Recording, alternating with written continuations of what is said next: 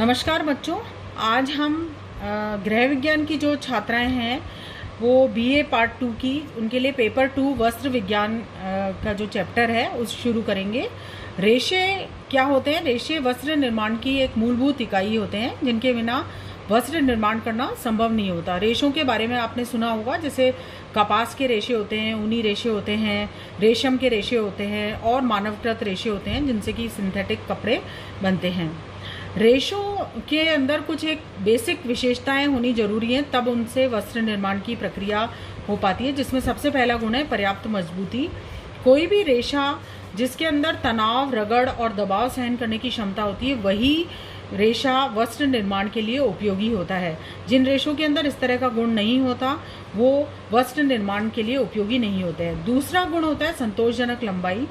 ऐसे रेशे जिनकी की लंबाई अधिक होती है उनसे मजबूत, टिकाऊ, सुंदर और आकर्षक चिकनी सतह वाले वस्त्र बनते हैं, उत्तम कोटि के वस्त्र बनते हैं, जबकि छोटे लंबाई वाले रेशों से हमेशा खुरदरे, कठोर सतह वाले वस्त्र निर्मित होते हैं। तीसरा गुण है लचीलापन।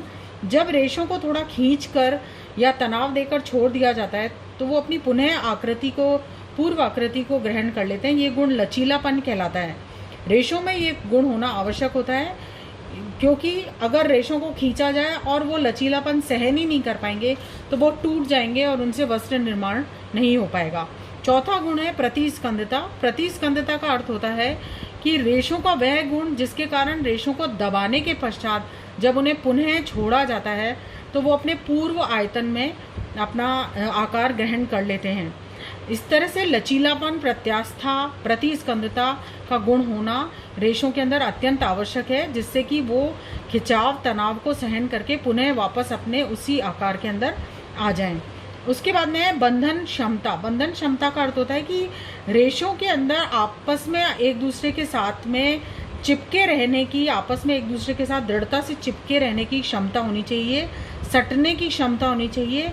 अगर वो रेशे छोटे छोटे होंगे तो वो एक दूसरे के साथ चिपके नहीं रहेंगे, बिखरे बिखरे हो जाएंगे और उनसे वस्त्र निर्माण करना मुश्किल होगा।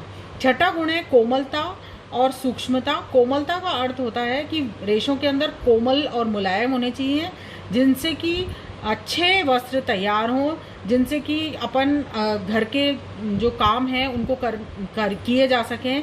जैसे अपन घर के कामों के लिए मुलायम वस्त्रों का प्रयोग करते हैं, जैसे टेबल पोंछने के लिए, बर्तन साफ करने के लिए, फर्श पोंछने के लिए, तो अगर कपड़ा मुलायम ही नहीं होगा तो हम ये सारे कार्य इन वस्त्रों से नहीं कर पाएंगे। सातवां गुण है अवशोषकता, यानी पानी को अवशोषण करने की क्षमता रेशों में होनी चाहिए, क्योंकि तभी उनको धोना संभव हो पाएगा। यदि पानी को अवशोषित करने की क्षमता नहीं होगी तो वस्त्रों को धोना संभव नहीं हो पाएगा। आठवां है चमक। रेशों के अंदर चमक होनी चाहिए जिससे कि उनसे एक अच्छे वस्त्र तैयार हो सके, उनके अंदर प्राकृतिक रूप से चमक का गुण होना चाहिए। नवा है समानता।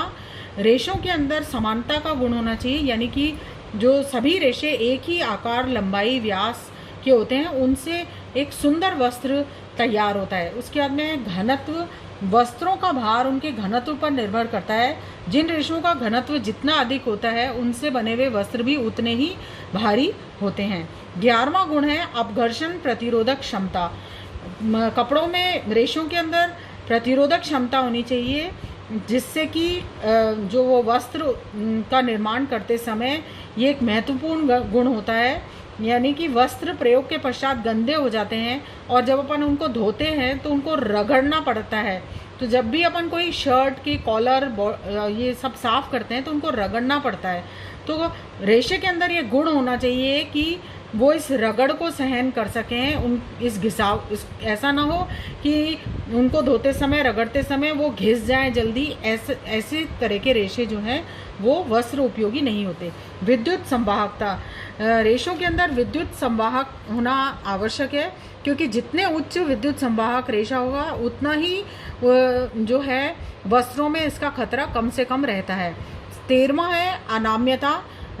तनाव, सामर्थ्य, लचीलेपन की तरह ही अनाम्यता का गुण भी रेशों के अंदर होना चाहिए, जिससे कि ये ऐंठन को और कताई करते समय के जो भी इनको मोड़ना पड़ता है, इनको खींचना पड़ता है, वो सब सहन कर सके। 14वां है ज्वलनशीलता। रेशों में ताप के प्रति जो ग्राह्यता है वो अलग अलग होती है। कुछ रेशे ताप के संपर्क में आकर जल्दी से जल जाते हैं, कुछ पिघल जाते हैं। नायलॉन के रेशे ताप के संपर्क में आके पिघल जाते हैं और धूप में रखने पर ऊन के जो रेशे हैं वो कमज़ोर पड़ जाते हैं। ज्वलनशीलता का नाप समय से किया जाना चाहिए। परिधान में वे ही वस्त्र पसंद किए जाते हैं जिनकी ज्वलनशीलता कम से कम हो। गर्माहट का अर्थ है कि ऐसे रेशे जिनमें हवा अंदर उपस्थित रह करके वो वस्त्रों को गर्मी प्रदान करें। ऊन के रेशे में ये गुण सबसे अधिक पाया जाता है, तभी इसको ठंडे मौसम के अंदर प्रयोग में लाया जाता है। 16वां है कीट और जीवाणुओं का प्रभाव। रेशों में ये गुण होना चाहिए कि उसमें जल्दी से कोई कीड़े या जीवाणु जो है उसको प्रभावित ना करें, उस वस्त्र को नष्ट ना करें। शोधक पदार्थ और साबुन का प्रभाव। रेशों में ये गुण होना चाहिए कि धुलाई करते समय उसमें जो भी दाग धब्बे छुड़ाते समय अगर किसी प्रकार के साबुन का या शोधक पदार्थ का प्रयोग किया जाए तो उनकी चमक और उनकी जो नयापन है उसमें कोई अंतर नहीं आना चाहिए। 18वां है ताप का प्रभाव। दैनिक प्रयोग में आने वाले सभी वस्त्र गंदे होते हैं, उनको धोना भी पड़ता है और उनको प्रेस भी करनी पड़ती है। तो ऐसा नहीं हो कि प्रेस करने से या ताप के प्रभाव से वस्त्रों की जो सुंदरता है वो कम हो जाए। तो ऐसे ही रेशे पसंद अधिक किए जाते हैं जिनमें कि ताप का अधिक प्रभाव नहीं पड़ता। धन्यवाद।